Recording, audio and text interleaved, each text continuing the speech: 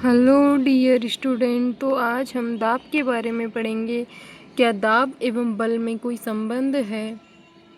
आइए पता लगाएं। तो दाब बराबर क्या होता है? आपने पढ़ा होगा दाब बराबर क्या होता है। पिछली कक्षाओं में आप पढ़ चुके होंगे कि दाब बराबर क्या होता है। तो दाब बराबर बल बटे में क्षेत्रफल होता है। तो हाँ, दाब और बल में संबंध तो है। आइए पता लगाएं। किसी लकड़ी के तख्ते में एक कील को इससे शीर्ष से ठोकने का प्रयत्न कीजिए। किसी लकड़ी के तख्ते में कील है, उसको एक उसके शीर्ष से ठोकने का प्रयत्न कीजिए। क्या आप सफल हो पाते हैं? नहीं, तो आप सफल नहीं हो पाएंगे। अगर आप उसके शीर्ष से उसे ठोकेंगे ना, ऊपर से ठोकने का प्रयास करेंगे, तो आप सफल नहीं होंगे ठोकने में। अब कील के नुकीले सिरे को ठोकने का प्रयत्न कीजिए। कील के नुकीले सिरे को ठोकने का प्रयत्न कीजिए। क्या आप इस बार इसे ठोक पाते हैं? तो बिल्कुल। एरिया कम तो दाब ज़्यादा लगेगा और उसके अंदर ठुक जाएगा। सब्जियों को किसी कुंठित ब्लंट चाकू अथवा उसके बाद किसी तीखे चाकू से काटने का प्रयास कीजिए। प्रयास किसमें आसानी होती है? तो जब हम तीखे चाकू से काटते हैं तो उसकी निब जो होती है ना, उसका एरिया कम होता है। एरिया कम तो दाब ज़्यादा होगा, ठीक है। फिर उसके बाद में यहाँ पर देखो, लकड़ी के तख्ते में कील को ठोक रहा है। तो जब ऊपर की साइड से ठोकेगा, जहाँ से वो मोटी है, तो वो नहीं ठुकेगी। लेकिन जब वो तीखे जो जहाँ से वो पतली नीब होती है उसे ठोकेगा तो वो ठुक जाएगी, क्योंकि उसका क्षेत्रफल कम होता है। एरिया कम तो दाब ज़्यादा। ऐसी सब्जी को यदि वो तीखे निब से काटेगा ना, तो वो जल्दी से कट जाएगी, आसानी होगी काटने में, क्योंकि एरिया कम तो दाब ज़्यादा। अब यहाँ देखिए, है ना। क्या आपको ऐसा लगता है कि जिस क्षेत्रफल पर बल लगाया गया है, उदाहरण के लिए कील के नुकीले सिरे पर, वे इन कार्यों को आसान बनाने में एक भूमिका निभाते हैं? किसी पृष्ठ के प्रति एकांक क्षेत्रफल पर लगने वाले बल को दाब कहते हैं। दाब बराबर होता है बल बटे में क्षेत्रफल, ठीक है। यहाँ पर हम केवल उन बलों पर विचार करते हैं जो पृष्ठ के लंबवत है, जिस पर दाब ज्ञात करना है। अब पहेली कुछ पूछ रही है यहाँ पर। मेरी समझ में आया कि कुलियों को जब भारी बोझा उठाना होता है तो वो अपने सिर पर कपड़े को गोल लपेट कर क्यों रखते हैं? इस प्रकार वे अपने शरीर के बोझ के संपर्क क्षेत्र को बढ़ा देते हैं।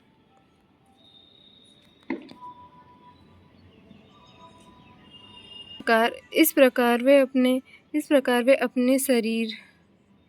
अपने शरीर से बोझ के संपर्क क्षेत्रफल को बढ़ा देते हैं। अतः उनके शरीर पर लगने वाले दाब जो होता है ना, वो कम हो जाता है और बोझ को आसानी से उठा सकते हैं, क्योंकि वो सर पे डायरेक्ट रखेंगे तो ज़्यादा बल लगेगा। लेकिन जैसे एरिया को कम कर देते हैं, वैसे मतलब कपड़े से बांध के गोल लपेट लेते हैं, उससे एरिया क्या हो जाता है, एरिया को कम कर लेते हैं, तो उसको बल कम लगता है, ठीक है। जैसे यहाँ कूली को देखिए, भारी बोझा उठाते हुए कूली।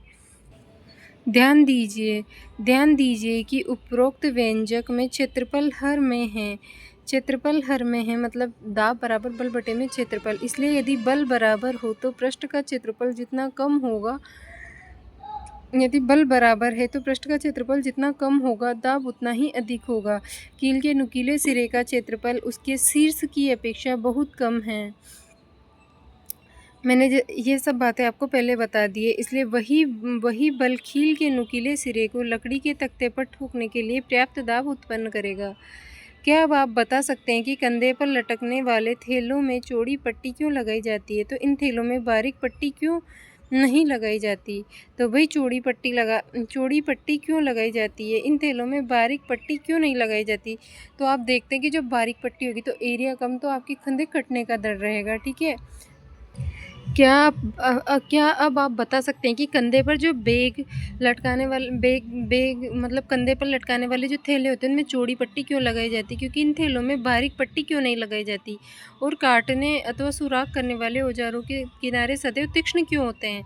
तो आप इन सब के इनके बारे में पढ़ चुके हैं। क्योंकि तीक्ष्ण इसलिए होते हैं क्योंकि एरिया कम, तो भाई उधर दाब ज़्यादा लगेगा, मतलब काटने में आसानी होगी। और यदि कंधों पर लटकने वाले बैग जो होते हैं, उनकी चौड़ी पट्टी इसलिए रखी जाती है क्योंकि एरिया ज़्यादा, तो दाब कम लगेगा और कंधे कटने का डर नहीं रहेगा। यदि आपने पट्टी को सकरा कर दिया तो एरिया कम तो दाब ज़्यादा लग जाएगा, आपके खंदे कट सकते हैं, इसलिए हम ऐसा करेंगे। इसलिए ऐसा होता है। क्या द्रव अथवा गैसों द्वारा भी दाब लगता है? क्या ये भी उस क्षेत्रफल पर निर्भर करता है जिस पर बल कार्य करता है? आइए ज्ञात करें। द्रव एवं सॉरी क्या द्रव तथा गैसों द्वारा भी दाब लगाया लगता है? ये भी उस क्षेत्रफल पर निर्भर करता है जिस पर बल कार्य करता है। आइए ज्ञात करें। द्रव तथा गैसों द्वारा लगाया गया दाब। पारदर्शी कांच की एक नली है तो प्लास्टिक का पाइप लीजिए। पाइप नली की लंबाई लगभग 25 सेंटीमीटर, इसका व्यास लगभग 5 से 7.5 सेंटीमीटर होना चाहिए तथा ये अच्छी पतली रबर की सीट भी लीजिए तथा आप गुब्बारे की रबड़ का प्रयोग कर सकते हैं। पाइप के एक सिरे पर रबड़ की सीट को तानकर बांध दीजिए। पाइप को ऊर्ध्वाधर स्थिति में रखते हुए बीच से पकड़िए। अपने किसी मित्र से पाइप में कुछ पानी उलेड़ने के लिए कहिए। क्या रबड़ की सीट बाहर की ओर फूल जाती है?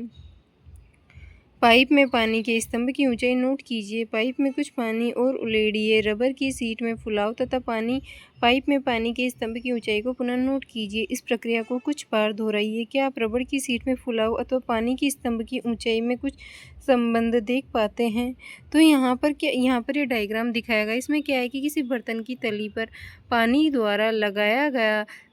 द्वारा लगाया जाने वाला दाब पानी के स्तंभ की ऊंचाई पर निर्भर करता है। तो यहाँ पर भैया ये दो क्या हैं? ये तो दो पारदर्शी कांच की नली है, ठीक है।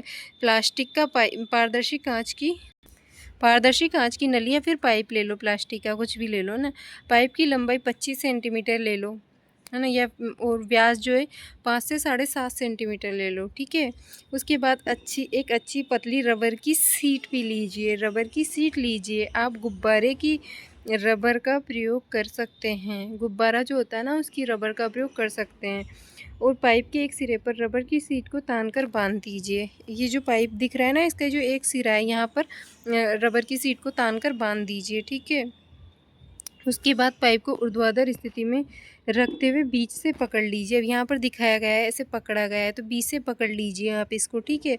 उसके बाद किसी मित्र से पाइप में कुछ पानी उलेड़ने के लिए कहिए। जब वो मित्र पानी डालेगा तो क्या रबर की सीट बाहर की ओर फूल जाएगी?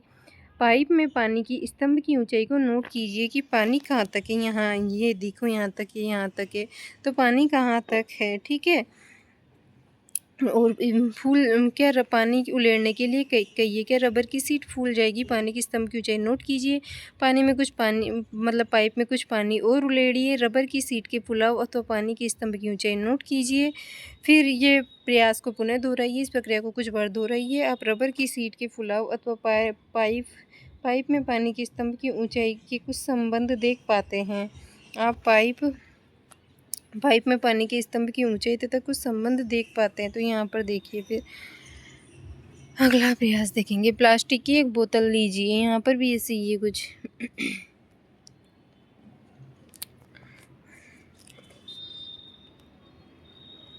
प्लास्टिक की एक बोतल लीजिए। आप पानी या मृदु पे सॉफ्ट ड्रिंक का उपयोग की जा चुकी कोई बोतल ले सकते हैं। या तो प्लास्टिक की बोतल ले लो या फिर सॉफ्ट ड्रिंक की कोई बोतल होती है उसे ले लो। अनुसार बोतल के पेंदे के पास कुछ सेंटीमीटर लंबी कांच की एक बेलनाकार नली लगाइए, ठीक है। ऐसा करने से कांच की नली के एक सिरे को थोड़ा सा गर्म करें और फिर जल्दी से बोतल के पेंदे के समीप घुसा दीजिए। सुनिश्चित कीजिए कि जोड़े के पास से पानी न रिसे। यदि पानी रिसता है तो इसको पिघले मोम से अच्छी तरह से बंद कर दीजिए। यदि पानी रिस रहा है ना, तो जो पिघला हुआ मोम है उससे इसे अच्छी तरह से बंद कर दीजिए। कांच की नली के मुंह क्रियाकलाप 8.8 के अनुसार पतली रबर की सीट से बंद कर दीजिए। अब बोतल को पानी से आधा भरिए। क्या आप देखते हैं कि इस बार कांच की नली के मुंह पर लगाई गई रबर की सीट फूल जाती है? तो बिल्कुल यहाँ पर रबर की सीट फूल जाती है। द्रव बर्तन की दीवारों पर दबाव डालता है, नहीं बल्कि पार्श्व में दीवार में लगाया गया है। क्या इस स्थिति में रबर का फूलना ये दर्शाता है कि पानी बर्तन की दीवारों पर दबाव डालता है? आइए अधिक छानबीन करें। तो यहाँ इसके लिए हम क्रियाकलाप 8.10 देखेंगे। इसमें क्या करेंगे? प्लास्टिक की खाली बोतल ले लेंगे अथवा एक बेलनाकार बर्तन ले लो कोई भी, ठीक है। आप खाली डिब्बा या फिर प्लास्टिक की बोतल का उपयोग कर सकते हैं। बोतल के पेंदे के पास चारों दिशाओं में 4 सुराख कीजिए। ध्यान दीजिए कि सुराख पेंदे के समान ऊंचाई पर हो। अब बोतल को पानी से भरिए। आप क्या देखते हैं? क्या सुराखों से पानी बोतल से बराबर की दूरी पर गिरता है? क्या दर्शाता है? क्या अब आप कह सकते हैं कि द्रव बर्तन की दीवारों पर दाब डालता है? द्रव बर्तन की दीवारों पर समान गहराई पर समान दाब डालता है। समान गहराई पर समान दाब डालता है, ठीक है। क्या गैसों में भी क्या गैसें भी दाब डालती है? क्या वे भी जिस बर्तन में रखी जाती है उसकी दीवारों पर दाब डालती है? आइए ज्ञात करें। जब आप किसी गुब्बारे को फुलाते हैं तो मुंह क्यों बंद करना पड़ता है? किसी फुलाए हुए गुब्बारे के मुंह को खोल दे तो क्या होगा? मान लीजिए आपके पास एक गुब्बारा है जिसमें एक सुराख है। क्या आप उसे फुला पाएंगे? यदि नहीं तो क्यों? हम कह सकते हैं कि वायु प्रत्येक दिशा में दाब लगाती है। द्रव भी पात्र की दीवारों पर बल लगाता है और वायु भी प्रत्येक दिशा में दाब लगाती है। जल संभरण के लिए प्रयोग किए जाने वाले पाइपों के लीक करते हुए जोड़ों या सुराख में मैंने पानी के फुव्वारों को बाहर आते हुए देखा है। क्या पानी द्वारा पाइप की दीवारों पर लगाए जाने वाले दाब के कारण नहीं है? मतलब जल संभरण के लिए जो प्रयोग किए जाने वाले पाइप होते हैं ना, पाइपों के लीक करते हुए जोड़ों या सुराखों को मैंने पानी के फुव्वारों के साथ बाहर आते देखा है। क्या ये पानी द्वारा पाइप की दीवारों पर लगाए जाने वाले दाब के कारण नहीं है? तो हम आगे इसके बारे में पढ़ेंगे।